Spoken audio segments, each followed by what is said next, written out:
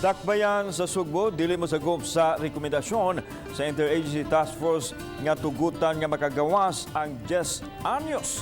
Ano yung report?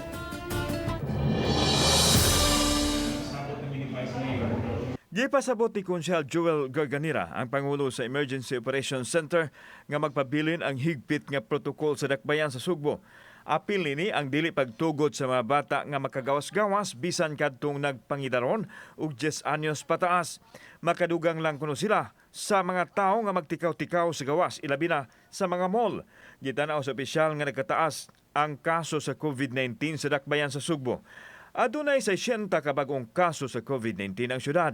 Diin may kabat na sa 702 ang active cases base sa record sa Department of Health. I believe dili timely, no, na ato na siya ma-implementar karon, no. Pero we are mindful nga nang dapita kay that's the only way nga mobalik kita sa new normal.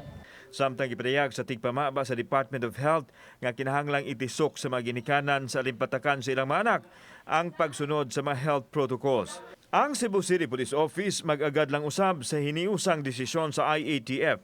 Then igo ra silang mupatuman sa mga protocols. PNP is only part of the IATF, and then if ever in the IATF guidelines it will be allowed, then we have to follow. Gidugang sa police official nga hingusgan nila ang pagbadlong sa mga tao nga malapason. Gani ubay-ubay ang nadakpan kagabi sa ilang pagpatrolya sa mga barangay sa dakbayan. We have to coordinate with the PROB and CSET for those violators nga dili gid mo patuo. Then atong iapil na ang ilahang mga lamisa nga gibutang din ha sa we can ask the PROB kung pwede ba sa dato ma-apprehend kanang mga namaligya diha sa karsada kanang dili mo patuo.